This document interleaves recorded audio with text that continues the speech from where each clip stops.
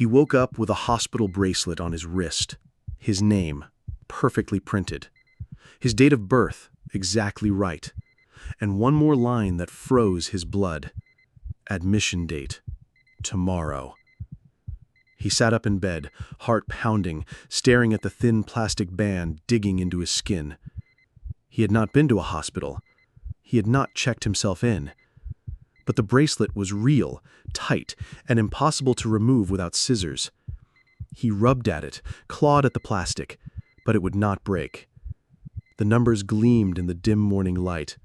Tomorrow's date. He stumbled to the mirror in the hallway, held up his arm, and whispered the words out loud, as if they might vanish if spoken. But they didn't.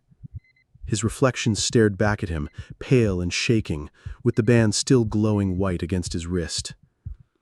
The day passed in a fog. At work, he could not focus, eyes drifting constantly to his sleeve, tugging it down to hide the plastic circle. He told himself it was a prank, some cruel trick by a friend. But deep down, he knew no one could know the hospital formatting so precisely. When he finally gathered the courage to search the bracelet's code online, his hands trembled. The code matched an actual hospital system.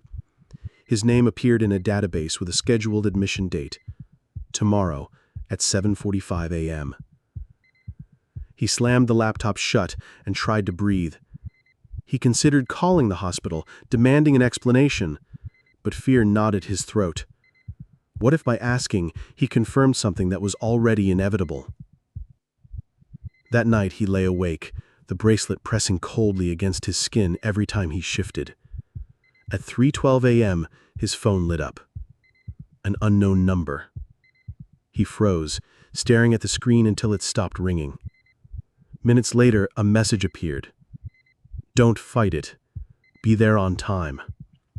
His stomach lurched. He dropped the phone, hands shaking so badly he nearly cracked the screen. Sleep never came. Morning light felt cruel, exposing him to the truth he didn't want to face. He called in sick, pacing the apartment until the walls pressed too close. Finally, desperate, he decided to remove it. He found kitchen scissors, placed the blades against the plastic, and pressed.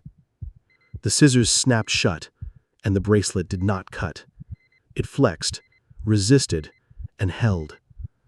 His wrist throbbed. With panic rising, he tried again and again until the blades chipped. The bracelet remained unbroken, unmarred. By noon, sweat soaked his shirt. The band was not just plastic. It was something else, something stronger. As the day crawled toward evening, he began to notice strange things. A van parked outside his apartment, white with no markings, sitting longer than any vehicle should.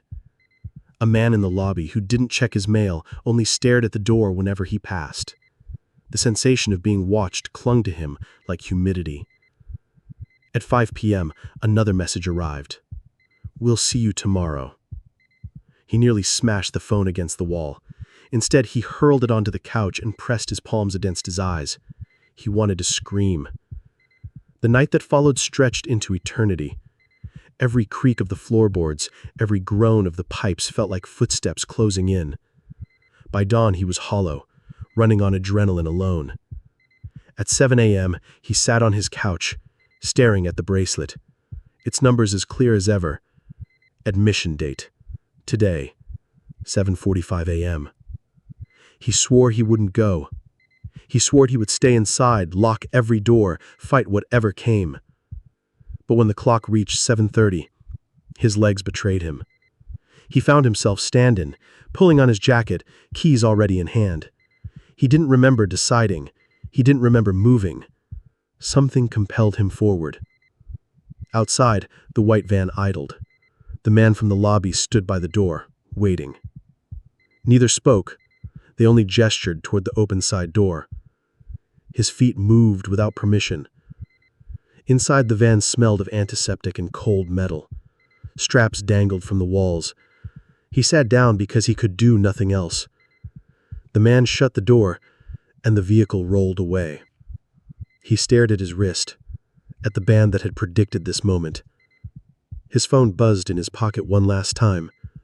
He pulled it out. One message glowed on the cracked screen. "Welcome. You made it." The hospital rose ahead, tall and gray against the morning sky.